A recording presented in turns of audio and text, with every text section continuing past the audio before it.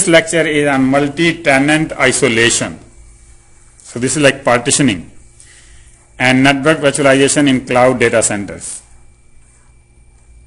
So we are going to talk about three technologies actually. I mean 4 here in the list, but really VXLAN, NVRGRE and STT, which can all be grouped under NVO3 as those three technologies, and they are really used in the cloud data centers today.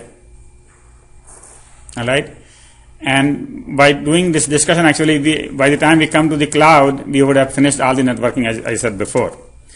And so there are technologies that we'll talk about today, and one of the things that protocol that many of them use is called GRE. So I thought I will put a slide on GRE here first. So GRE is generic routing encapsulation. This is pretty old. You see RFC 1701, maybe at least 20 years old. So GRE is generic routing encapsulation. Whenever you want to encapsulate anything into anything, this protocol can be used. This is for anything into anything. All right. So it is generic, X over Y for any X or Y. So over IPv4, GRE packets use a protocol type of 47. So if you have a IPv4 as the delivery header, then it will say protocol type 47, then you know that the next header is GRE. Okay, if outside header. So basically what you take is you take any payload, put the GRE header and then put the delivery header. So this will be, if this payload is, let's say, X and this is Y, then you will say X over Y. So you could do IPv4 over IPv6 or IPv6 over IPv4. Right? You could do Ethernet over IPv4 or Ethernet over IPv6, or you could do IPv6 over Ethernet. So either one, there are many possibilities there for internal and outer one, right? X over Y, Y over X, X over Y. So this is the thing which is payload. This itself is some technology like IP or Ethernet or IPv4 or IPv6. And then GRE header in the middle, and the delivery header is what it is going on. All right. So if the delivery header is IPv4, then the protocol type field would be 47 to indicate that there is GRE inside it. Optional checksum, loose or strict source routing, and key. Okay, so let's see. First of all, optional checksum. So there is a checksum field in the GRE header to make sure that there is no error in the header, but this is optional. And the reason it is optional is because most often the delivery headers have their own checksum. So if this is an Ethernet packet, Ethernet will have a CRC. If anything happens wrong here, Ethernet will know it first. So anyway, checksum is optional. The next thing is loose or strict source routing. Basically what happens is in the packet you can put the route, you can put in the header itself, you can say go to this router, from that router to that router to that router. That is called source routing. If you put exactly the routers that you need to go, and if they don't find that router, they can throw the packet away. That is called strict routing. Loose means, well, I can say just go from New York to Germany. Now you could go to New York to Germany by many methods, and we don't care how you get there. That is called loose source routing. All right. So people like us will use loose source routing, but NSA or anybody who has very secure requirement, they will use very strict source routing. They will not want the packet to go any place that they don't want it to go. Right? So that is source routing. So source routing is not the same as MPLS. In MPLS, the path is set up before. In source routing, the path is not set up. It's connectionless. Key is used to authenticate the source. So you could just put a key here, and that will be for security purposes, right? The recursion control. Number of additional encapsulations allowed. 0 means restricted to a single provider network, and that means end to end. Or you could put non-zero, which means that you could keep encapsulating as many times as you want. Offset points to the next source route field to be used. Now source route is a list, right? Source route is a list, and so you have to find out where we are in that list. And IPsec or IPsec are commonly used as delivery header. So now this delivery header could be IPsec, secure header, or it could be IP header, unsecure header. All right. Now GRE is pretty old, and again this is something that 473 people should know. But GRE is, so we are going to use GRE today. So I'm just put the header here. Now let me see if there is anything in the header that we need to discuss. So we have checksum present bit, routing present bit, key present bit, sequence number present bit. Then we have strict source route, recursion control. Alright, so these are all 1 bit, by the way. Notice first thing. Recursion control is 3 bits. So maximum you could have recursion of 8. Then you have 5-bit flags and 3-bit of version number, 16-bit of protocol type. Now can you guess what is this 16-bit doing here? Protocol type. You see, every protocol has a protocol type field, which is actually should be called payload type. Right? Ethernet has a protocol type field, that is the payload type. Similarly, IP has a protocol type field, that is the payload type. Here, protocol type field means what is the GRE payload. Alright, this is common. Okay. Offset is basically, as we discussed before, checksum, key, sequence number. Sequence number is basically if you if you have the payload and your source routing list, and this is the source routing list. Sequence number is basically sequence number of this GRE packet. You might have to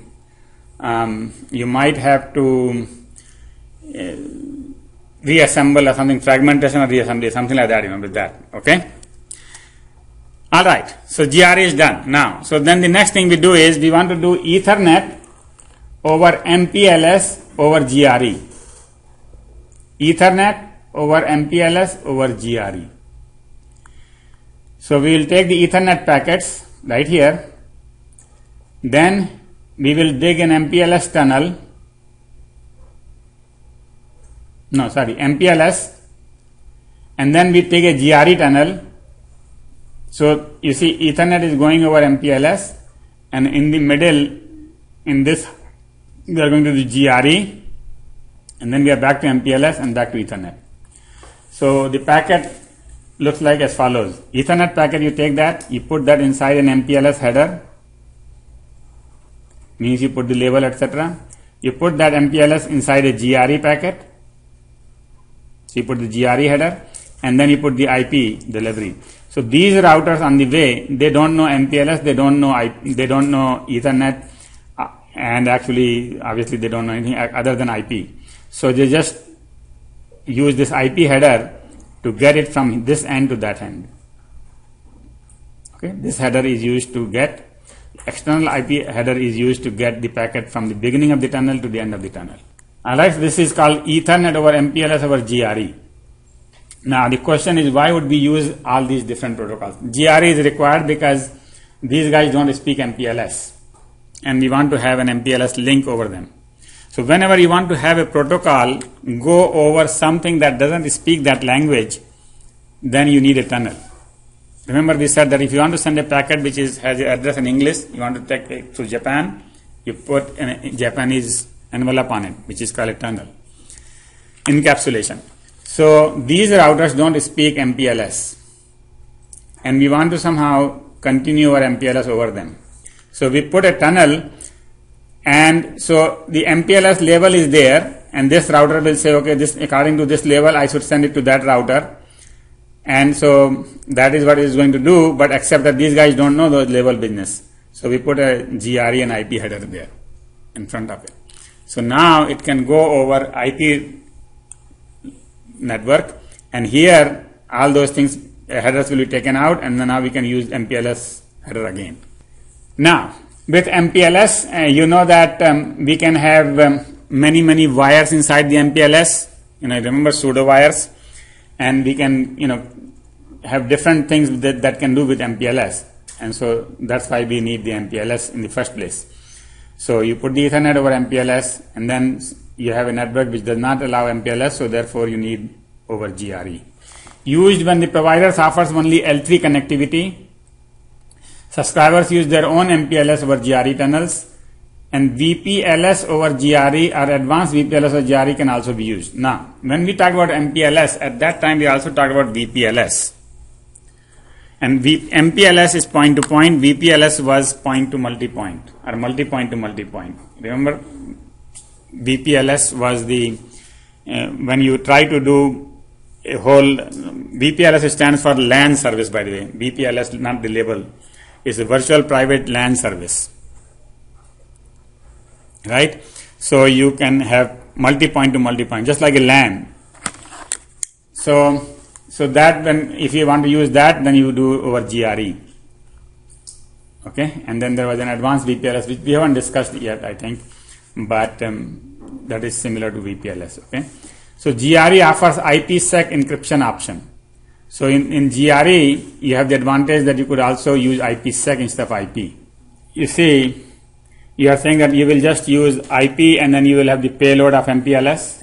This is GRE's purpose is exactly that. You want to send MPLS over IP, and therefore whatever is required in terms of fragmentation, reassembly, and everything else on the way is provided by GRE. Okay, so that exactly what we are doing. GRE's purpose is to allow any protocol to run over IP in that sense. Right now, what he said is correct. I mean, IP just note that this is a 47 is GRE, but GRE must provide something more than that to just provide a transparent payload. If you had IPv6, your MPLS might be MPLS 6 or something. I don't know. There is an MPLS 6. Sometimes they give dual stacks. Yeah. But then, if that is not possible, you have to send IPv6 and a tunnel of IPv4. Yeah, then you will use GRE. Then GRE, I mean, same. Yeah, so if you forget the MPLS, then if you had IPv6 here, then you will use GRE to send over IPv4. Okay? Alright, so the first protocol then we use with GRE is NVGRE. Network virtualization over basically using GRE. And that is Ethernet over GRE over IP. So basically we got rid of MPLS. So we have Ethernet which goes over GRE. Ethernet over GRE over IP. Alright. A unique 24-bit virtual subnet identifier is used in the key field. So 2 raised to 24 tenants can share this tunnel. So you remember there was a key field there before, and that key field is 24-bit long. So you can have every if there are multiple tenants sharing that tunnel, then you can take them out here and then put them into the right direction to give it to the right tenant.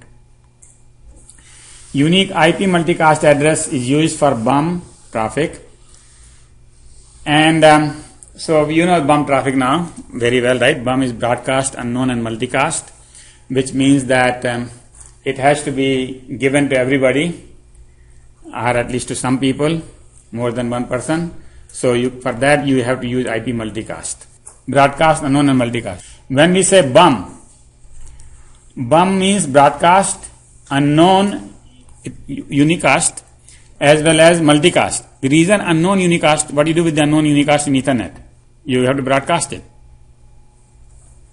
See, if you get an address, if you get a packet you don't know where it is, then you just send it everywhere you can. So unknown is done the same way as broadcast. Only unknown unicast will be sent like a broadcast, and multicast is another one. Is that multicast? Suppose it is going with 5 people. Now some places they will figure out who 5 people are, otherwise they will just send it to everybody, and those 5 people will pick up, other people will not pick up. So the multicast is also transmitted on the Ethernet just like a broadcast.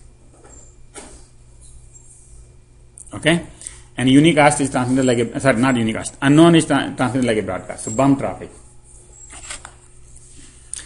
All right, VSID. VSID is virtual subnet identifier. That tells you who the tenant is. Equal cast multipath is allowed on point-to-point tunnels. So basically what it is saying is that when you have this tunnel, it looks like one wire, but it could be 2 wires. Equal cast multipath. Anyway, this is not a wire because this is not a connection or anything like that. And so the packets could go any way you want, but the idea here is that the packets do not have to follow the same path. They could be multipath. Yeah, so the thing is, the point-to-point tunnel is connectionless. So the path is not given. Yeah, so when we make multiple path involves like multiple for when they'll be sharing load or they'll be increasing the capacity of the link. Right. So when you use multipath, you are basically increasing the capacity, right? Because instead of, if everybody took the one path, then you will have half the capacity. And multipath doesn't mean two paths. Multipath could be four paths, right? Equal cost paths. See, basically what they do is they don't take, if there are two paths, one is short, one is long, then they don't divide anything. Everybody takes the shortest path. If there are multiple shortest path, then they divide. And that's why they have that sequence number. See, that is one thing that GRE provides, is that sequence number. And that sequence number will help you put the packets in the right order before you send them off. So the edge device will see the sequence number and say, okay, this is sequence number 4, 5, 6, 7, whatever. The sequence number was in the header, right? Sequence number here. That will help it put it in the right place. Okay? NVGRE. So now we are doing Ethernet directly over GRE. Previously we did it over MPLS. So here is an example of how NVGRE could be used. So this is a data center where the provider has three subnets. And the first subnet is 192.168.1x, second subnet is 168.2x, and third subnet is 168.3x. And the tenants have their own subnets. The first tenant wants to label its tenant numbers by 10, 22, 1, 22, 3, 4, 5, like that. So the first tenant wants to have the subnet labeled as 1022x. Second tenant wants to label it as 1021x. Just coincidence that both want to use 10. They could use 172, one could use 172, one could use. So now you see, this is a subnet, which is tenant subnet, and this is a provider subnet. They are all very different, but on the same machines.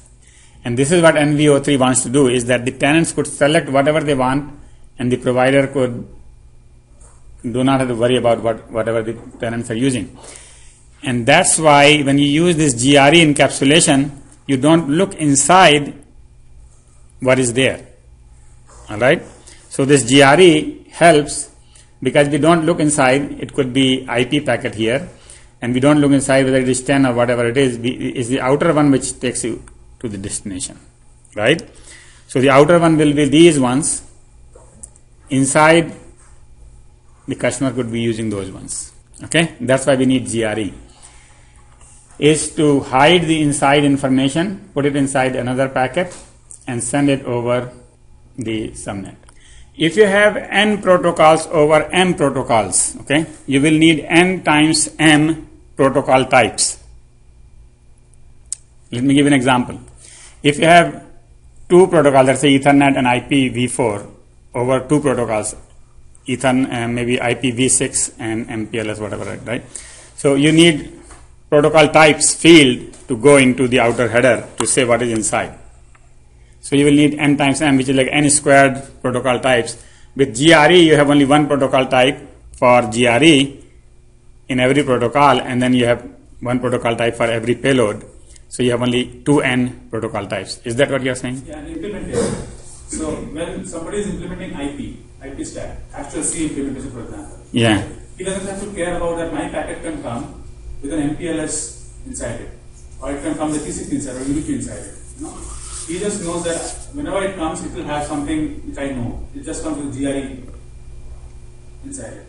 So when I'm implementing, I do not expect many different type of packets. That is taken care of by GRE. The mapping between two different protocol types taken care of by GRE.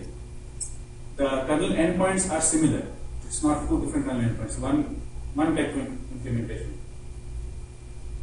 So I can just implement IP and forget about anything. GRE will take care of IP over MPLS or IP over something or IP over X, Y, Z, whatever, and put it there. I don't need to take care of that. It's like, the operating system takes care of all the different type of drivers, the device drivers. The application does not take care, okay, right, let me write an application for this particular sound driver or that particular sound driver.